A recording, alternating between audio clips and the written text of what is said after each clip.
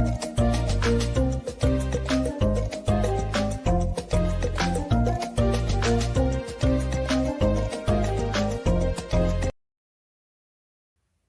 Friends, welcome to our YouTube channel let's learn from home. This is Niranjan Tiwari. So friends, हम बात कर रहे थे MHI 01 की, और इसमें आपका जो चैप्टर चल रहा है वो चल रहा है यूनिट 2, जो आपका नाम है खाना पशुपालक खानाबदोश। ठीक है, पशुपालक खानाबदोश में हमने, ये हमारा सेकंड पार्ट है।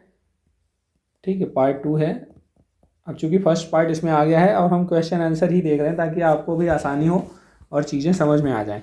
तो हमारा फर्स्ट 2 क्वेश्चन हो चुका था पार्ट 1 में। आप नए हैं तो प्लीज़ चैनल को सब्सक्राइब कर लीजिए, प्लेलिस्ट पे आप जाके पा सकते हैं। ठीक है, तो आज हम अब सेकंड पार्ट में हम इन 2 क्वेश्चंस की बात करेंगे। चलिए शुरू करते हैं। सबसे पहला तीसरा क्वेश्चन है आपका, पशुपालक खानाबदोश समूहों में घोड़े का क्या महत्व था। देखिए, चूँकि घोड़ा जो आप सबको पता है कि जो पशुपालन किया गया था, तो सबसे पहला जो पशु था वो पशुपालन किया, जिसको पालतू बनाया गया था, वो था कुत्ता। उसके बाद सुअर, भेड़, बकरियां, इनको भी किया गया था। लेकिन जो जिसका सबसे ज़्यादा इफेक्ट पड़ा वो पशु था घोड़ा। जैसे ही एक घोड़े को पालतू बनाने की शैली जब इनको समझ में आ गई, जब उसको इन्होंने जाना, तो एक जो योद्धा के रूप में इनकी जो छवि निकली वो घोड़े के पशुपालन से ही निकली थी।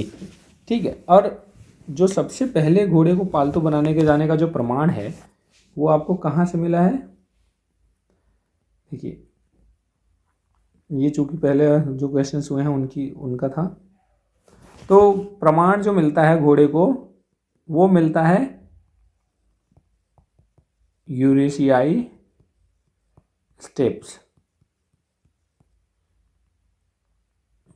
एक्चुअली टैब पे लिखना थोड़ा सा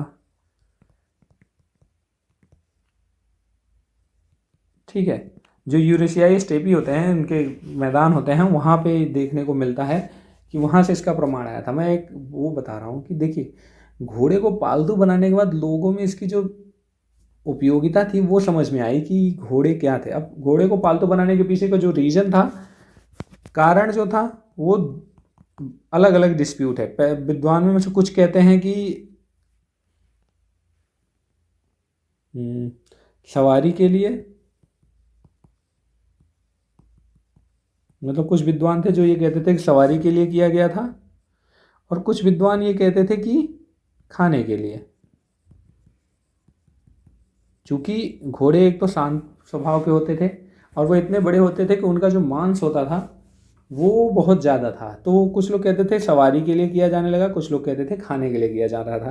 पर जब बाद में समझ में आया कि नहीं, ये इनकी जो ऊर्जा है, इनकी जो गति है, मतलब ताकत, और इनका जो वेग है, वो समझ में आने के बाद लगा कि नहीं, रफ्तार जब समझ में आया तो ऐसा लगा कि नहीं, हो सकता है कि इनका इस्तेमाल इसी सवारी के लिए ही किया जाने लगा हो। जो भी हो, लेकिन जो खानाबदोश पशुपालक थे उनकी जो धारा थी, जीवन की धारा थी, वो बिल्कुल बदल गई। कैसे बदली, हम उसके बारे में हम बात करेंगे, क्योंकि उसी महत्व की बात हो रही है। सबसे पहले तो चूंकि चारागाहों की तलाश में इनको, पशुपालकों को, मतलब जो खानाबदोश थे, उनको मीलों पैदल ही चलना होता था कि कहाँ पे चारागाह है, क्या है। लेकिन जब घोड़ों को इन्होंने पालतू बनाना सीख लिया और उसकी सवारी का ज्ञान इन्हें हो गया, तो फिर मीलों चलना इनके लिए बहुत आसान हो गया। क्योंकि ये चलते नहीं थे, फिर सवारी करते हुए इनके लिए आसान हो गया था कि जाके चारागाहों को ढूंढना। दूसरा, पशुधन को नियंत्रित करने और उनकी देखभाल करने के लिए भी घोड़ों का इस्तेमाल इन्होंने करना शुरू कर दिया, क्योंकि इनके पास बहुत सारे मवेशी और पशुधन होते थे। तो वो कहीं और जाके, मतलब वो चरना शुरू करते थे, कि दूर भटक जाते थे, तो उनको कंट्रोल करना, उनको ले आना, तो ये इनके लिए आसानी हो गई थी। यहाँ तक कि जो स्थानीय पशुपालक थे उनको भी घोड़े की सवारी करना इन्होंने ही सिखाया। पशुपालन और सवारी करना ये जो खानाबदोश लोग थे उन्होंने ही सिखाया। और सबसे बड़ी बात, जो बर्बर जाति के नाम से आती थी, कि जो खानाबदोश हैं वो बर्बर हैं। बर्बर का मतलब होता है कि बहुत ही मार काट करने वाले, लड़ाकू किस्म के लोग। उसका जो ये जो टैग इन्हें मिला, वो जो टैग मिला वो सिर्फ घोड़ों की वजह से मिला। आपने देखा होगा कि, मतलब पढ़ा होगा या सुना होगा, चंगेज खान जो मंगोलियाई लीडर था, उसने अपना पूरा इलाका इस तरह जीत लिया था, और उसके सबसे बड़ा रीज़न था घोड़े। क्योंकि वहाँ के घोड़े बहुत ताकतवर होते थे और उनकी रफ्तार बहुत खतरनाक होती। तो उसकी वजह से उसने जो जितनी भी दुनिया जीती, मतलब जितना भी अपना राज्य बढ़ाया उस, और चूंकि ऐसा नहीं था कि ये चंगेज खान कोई राजा रहा हो या क्या था, ये कबीले थे छोटे छोटे। आप 11th क्लास की एनसीईआरटी पढ़िए, आपको मिल जाएगा कि कबीले थे इस तरह के। तो इन्होंने क्या करना शुरू किया, घोड़ों की सहायता से आसपास के जो भी बस्ती होती थी उनको लूटना शुरू किया, उनको अपने अंडर लेना शुरू किया।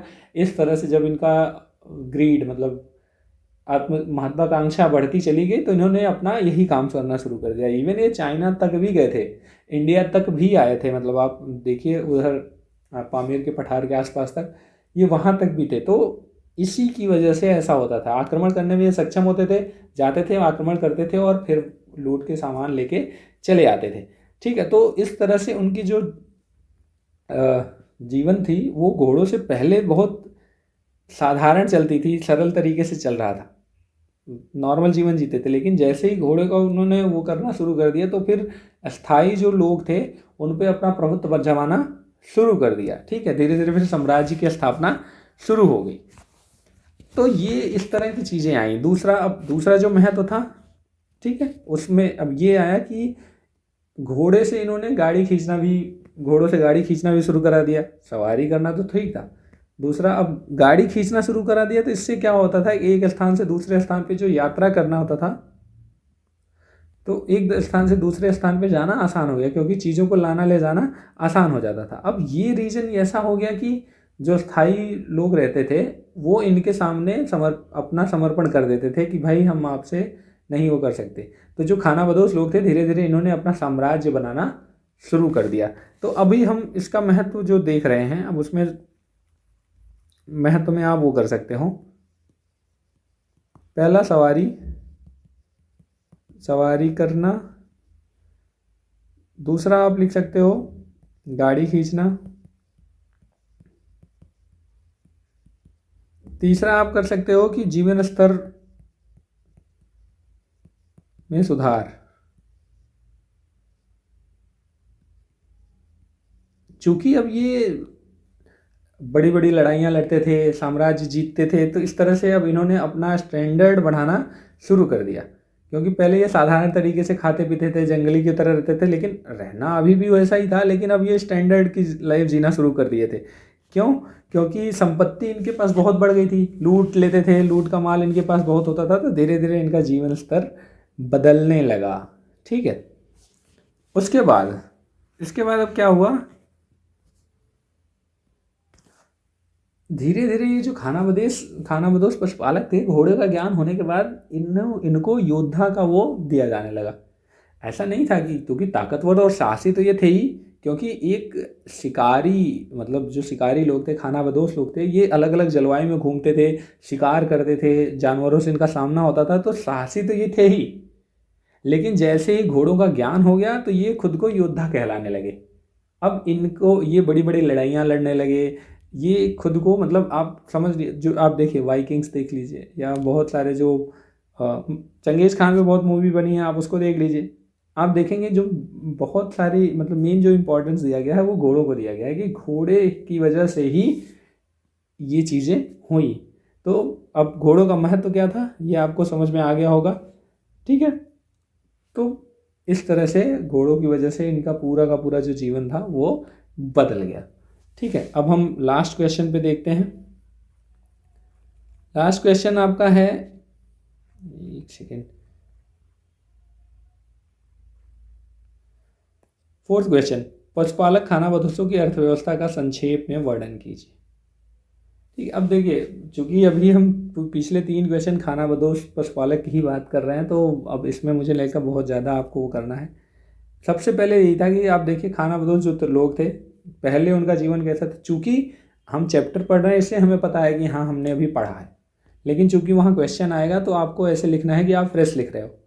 तो आप लिखोगे कि जो खानाबदोश थे पहले वो शिकारी थे, संग्रह करता थे, जानवरों को मारना, शिकार करना, फिर उनको रखना, यही मांस उनका रखते थे, वही खाते थे। लेकिन धीरे धीरे जब इन्हें पशुओं के महत्व का और उसका इम्पोर्टेंस समझ में आया, तो धीरे धीरे उनकी प्रवृत्ति समझ में आई, तो धीरे धीरे इन्होंने उनको पालन करना शुरू कर दिया, तो पशुपालन भी इनका शुरू हो गया। अब जब पशुपालन शुरू हुआ तो पशुपालन की वजह से इनका मुख्य पेशा वही था, पशुपालन करना। तो जब मुख्य पेशा पशुपालन करना था तो इनकी अर्थव्यवस्था का जो मूल उत्पादन इकाई है वो क्या है, पशुपालन हो गई। तो ठीक है, तो आप देखोगे, लिखोगे कि इनकी अर्थव्यवस्था का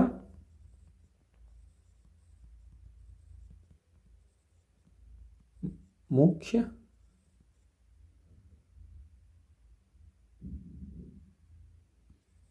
उत्पादन इकाई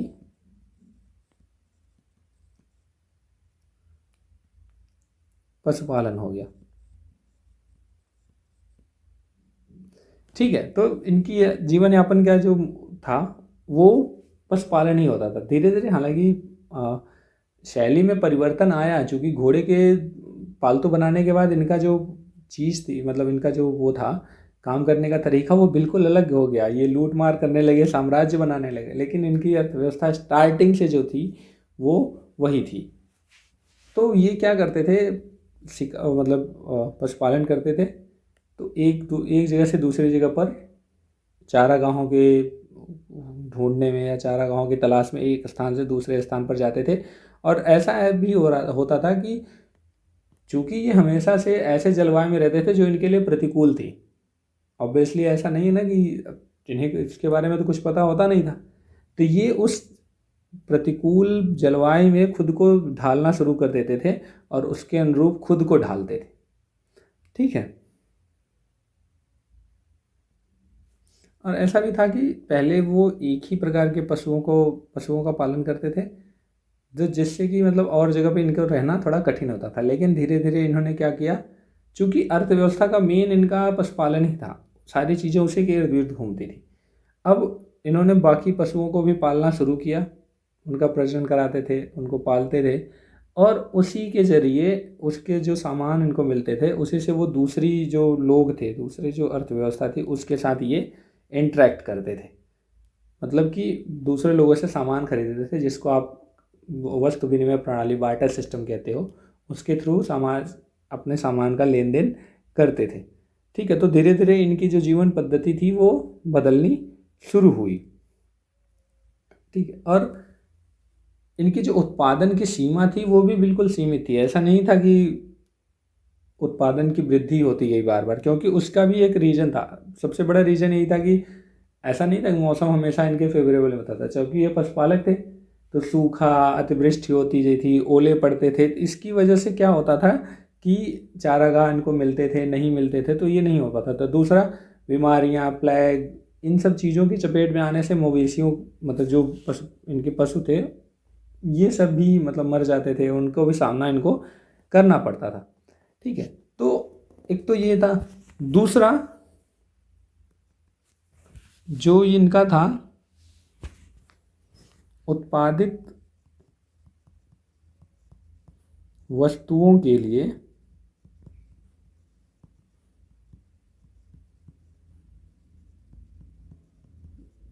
दूसरी अर्थव्यवस्था पर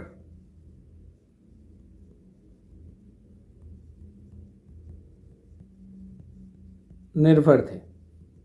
ठीक है, चूंकि हमने पहले समझा था पैसे तो चलते नहीं थे, बार्टर सिस्टम मतलब वस्तु विनिमय प्रणाली ही थी। तो इससे ये होता था कि इनके पास जो सामान होता था वो दूसरे को जिसकी आवश्यकता होती थी, जिसको उसको देते थे, और अपने आवश्यकता की जो बाकी चीज़ें थी वो उनसे लेते थे। ठीक है, तो इनका सामान का आदान प्रदान, खरीद बिक्री, ये सारी चीज़ें होती थी। ठीक है, कुछ लोगों का ये मानना था, जो कुछ विद्वान थे उनका ये मानना था कि नहीं, खानाबदोश जो लोग थे, मतलब पशुपालक खानाबदोश थे, वो अपने ही समाज में, अपने ही उसमें रहते थे। पर ऐसा नहीं था। एक इतिहासकार थे, इनका नाम है खजानोव। ठीक है, कहते हैं, ये कहते थे कि सबसे महत्वपूर्ण बात यह है कि बाहरी दुनिया की मदद के बिना खानाबदोश जिंदा ही नहीं रह सकते थे, और वे गैर खानाबदोश समाजों और उनकी अर्थव्यवस्था पर निर्भर थे। ठीक है, तो ये इनका यह भी मानना था कि ये अपने समकालीन समाज के साथ होने वाली क्रिया प्रतिक्रिया के कारण ही जीवित थे। ऑब्वियसली बात है, क्योंकि समाज का आदान प्रदान, सामान का, ये सारी चीज़ें होती थी।